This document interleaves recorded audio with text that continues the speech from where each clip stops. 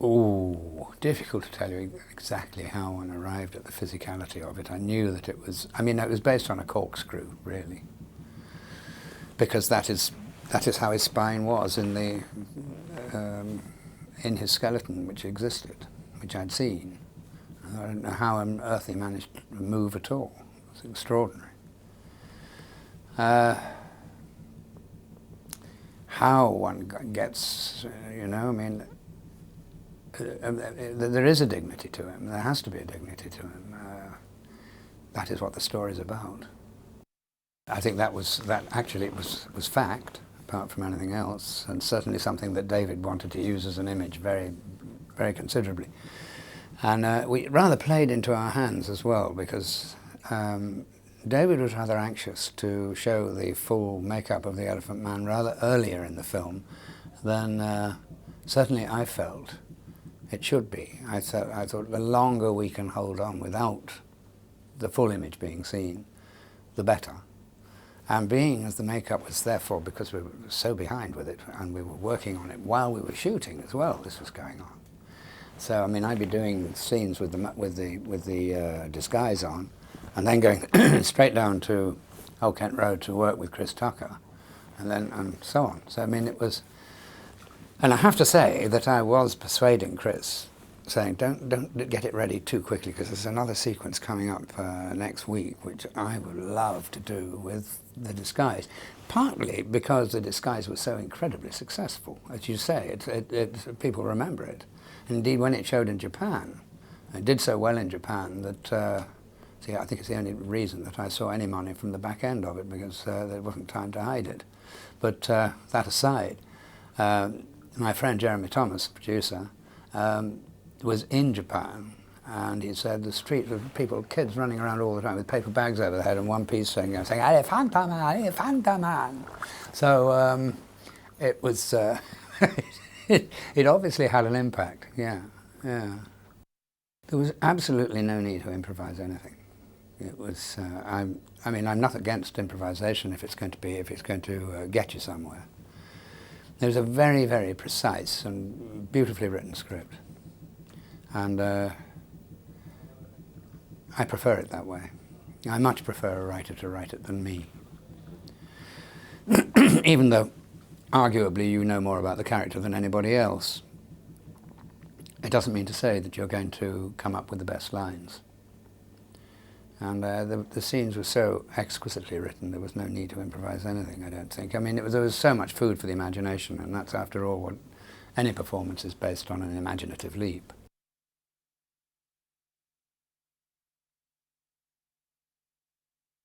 Yes, we rehearsed, we did. Most of the scenes, as I said, certainly the scenes that required a full makeup were all rehearsed, because we had that day in between.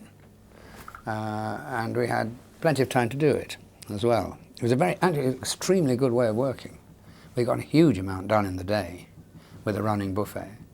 And then we had that luxury of being able to rehearse scenes properly on the day in between, the two big ones. Well, I think Anthony, I'm on record as saying many times, I think it was an absolutely superb performance. It was hugely helpful to me.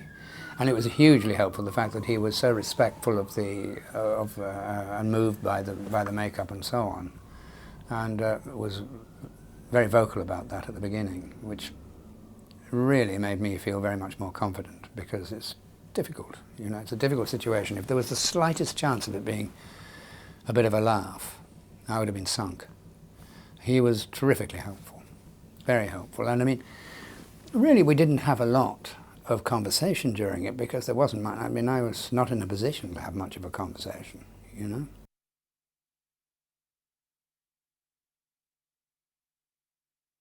Oh, I was terrified of John.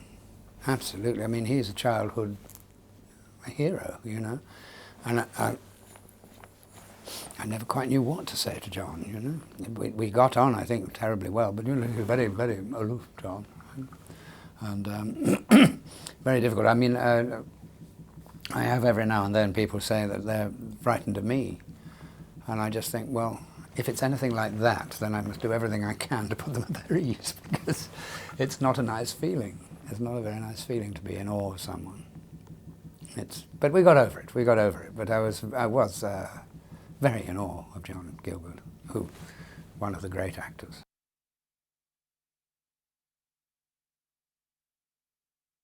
Well, I think that what Mike brought to it was an absolute reality. He knew how far to go and how far to go and how far not to go.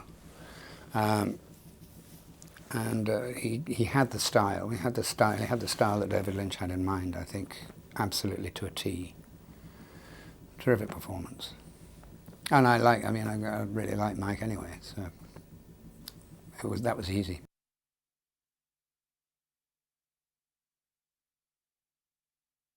She was terrific in it. And she shouldn't be left out. Yes, you're quite right. Shouldn't be left out at all. And she was hugely helpful. She was very encouraging. It was in the early days, because I think the first scene I did was the scene where I'm the Friends scene, you know, when I'm in their house and looking at the mantelpiece and seeing the photographs and so on. And I really thought they'd found a way to make me not enjoy filming the first day. It was tough. I had no idea how it was going across or anything. She was very helpful, terrifically. And apart from that, her own performance was spot on.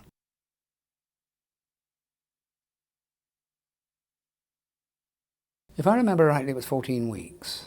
And I say that because I'd finished the main body of Heaven's Gate. And when we'd finished Elephant Man, I then rehearsed and did the prologue to Heaven's Gate after we'd done the whole of the Elephant Man, the whole of it. And it was a 5-day shoot for the prologue, which is one of the biggest coups in film history, I think. And it cost the same as the whole of the Elephant Man. It was a tiring shoot. Certainly. Oh, yes, it was. It was a demanding shoot, but it was hugely enjoyable. It was a great crew. And we've talked about, you know, Freddie Francis, talked about David. David just grew in confidence as the film went on, too. He was, you know, he was in England. Nobody knew him. Nobody, you know, who was this upstart and so on, you know, young man, very young man, really, looking like a young Jimmy Stewart. And the people were very wary of him, you know, and quite dismissive of him to start with. I don't think they were by the end. He discusses everything, yes. I mean, David's a very open person. He's not, he'll talk about the images he's using and so on. He's very determined when he's got an idea. He doesn't, he's not easily dissuaded.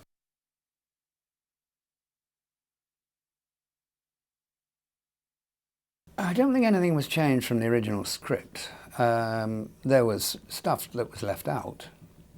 In fact, I can remember calling up once. I hadn't heard anything after we'd finished shooting for about 3 or 4 months. I said, "How's it all going?" And there was a pause at the other end, and they said, "Well, John, there's a film in here somewhere," which was fairly distressing. I thought, "Oh, I don't know what that means. Don't say all that effort's gone down the tubes." But no, it came out fine. I think it probably changed my thought about quite a lot of things. It's difficult to put your finger on those, you know, but anything of that kind of size and experience is very peculiar if it didn't have some effect on you. I think it definitely did. Probably in my own demeanour as well. In what way? Well, I think it puts you into quite a humbling position. Exploitation is an endless argument because whatever is good, there is always a bad to it. There's no such thing as being simply good or simply bad, and you can always find a way of pointing the finger in an adverse way. In the same way, if you really care, you can usually find rather a good way to point a finger too. It's often not as exciting.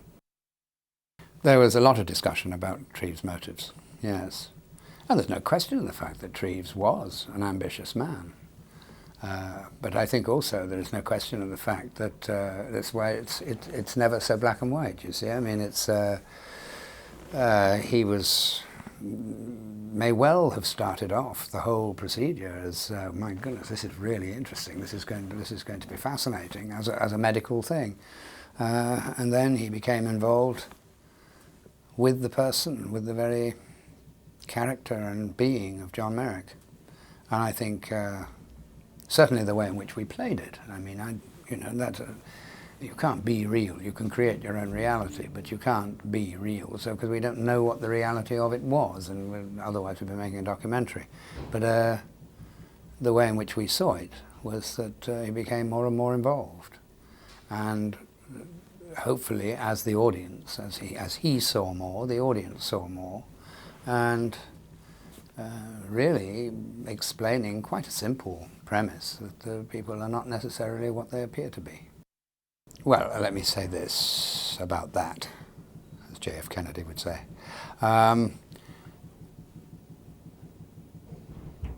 It was one of the few scenes that was shot on location, and this ghastly and pompous urinal, Victorian urinal, and it was perfectly hideous, and it was a difficult scene to do too, because it was a very difficult part to play when you were being watched by the public as well. So one was hidden away as much as possible, but one was still going through a very disquieting area when you were being watched by people all the time, you know. I knew from the way in which I intended to play it that it was the only point in the film where his emotions get control of him, he loses control rather of his emotions, and it's the rawest area in the film. And I knew that was going to be, because I could think of, that was the way I couldn't see the script again was my springboard, and that seemed to me to be intended. So that's how that came about. But look, when you say knew that that was going to be the defining moment of the film, we didn't even know that the film was going to be, was going to have any. We didn't know that it was going to be regarded in the way that it has come to be regarded. No idea. I mean, I think we all felt that it was absolute film, and that it was absolutely worth all the effort that was there. But we didn't know that it was going to have that sort of success. And I mean, it wasn't even helped by Paramount, with all due respect to the company, because they didn't know how to sell it. They had no idea how to sell it. I mean, I can remember going to the first preview at Paramount, first public preview at Paramount in Los Angeles. And the studio boss said, when I went up to him, because it was an extraordinary show. I mean, people falling all over me and weeping and crying, and as only could happen in Los Angeles. And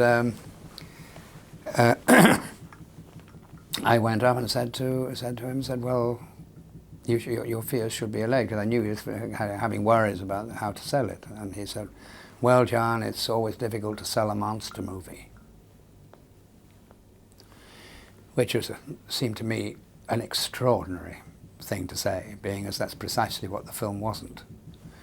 However, that's Hollywood thinking, as it was there. It was in front of you. There's nothing you could say about it. And they really didn't help it very much. It had one poster, I think, I remember, on Sunset Strip. But when it opened, the lines were right round the cinema twice. So somewhere along the line, word of mouth had got out. Freddie Francis always reckoned that word of mouth starts in the labs, that the boys in the labs say, we got something coming out here.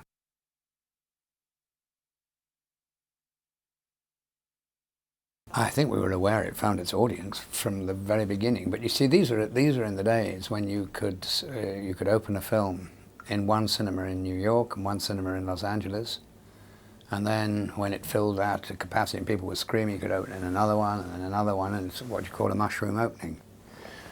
You can't. Very, very rarely does that happen nowadays. It's usually a blanket opening. In which case, I think probably Elephant Man would have died the death, because I think it needed. It was a word-of-mouth film. As I say, it wasn't given a huge amount of help from Paramount, as it was then. And but I think we were aware of the fact that it was that it had found its audience all right from the very beginning. And then there was a big buzz about it. And of course, it was the beginning of the year. It was March opening. So we got scuppered for Oscars and things.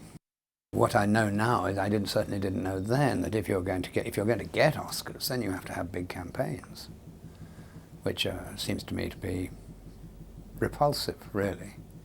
It shouldn't have to have campaigns, and you shouldn't have to go campaigning to people to vote for you. I mean, it's ridiculous somehow, you know. But I spent most of the time on the Oscar night, because we got 8 nominations and no Oscars. And I said, look, if we'd got 1 Oscar, it would have destroyed the uniformity. We can't have that. No, it's good. 8 Oscars, no Oscars. I mean, 8 nominations, no Oscars. Fine. And everybody lightened up and laughed for a little bit, but then 5 minutes later, they were very serious about Oscars in America. It's a film, certainly, that, as far as I know, that David set out to make, and it's certainly the film that I set out to make. I mean, everything in it is what I hoped to do. You know, of course, you could always feel you could do one scene a bit better or whatever, but you know, it's what was intended.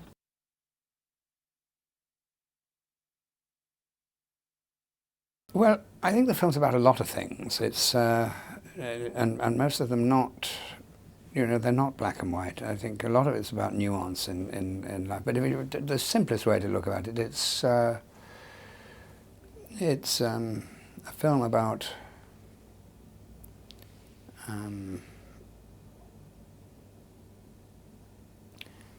enlightening a public as to what is deeply misunderstood. It's things are not what they seem to be.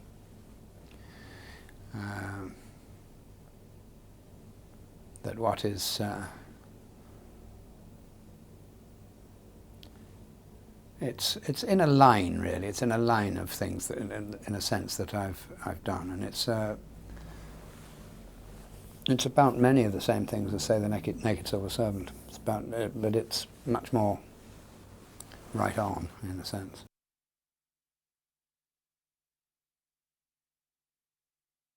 I did.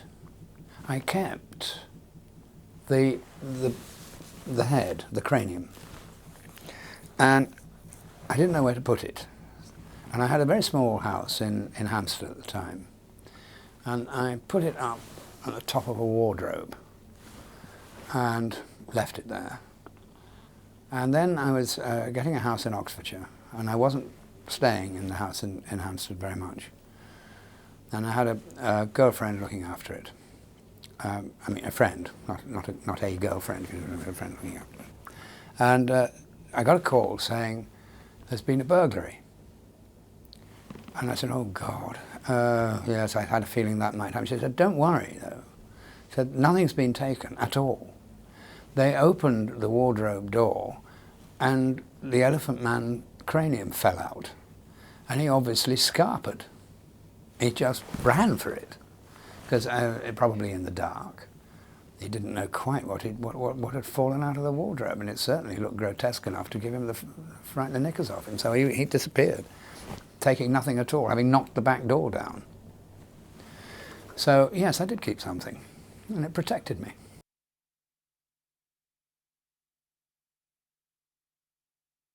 I often think of him in respect of lives much less fortunate than our own. And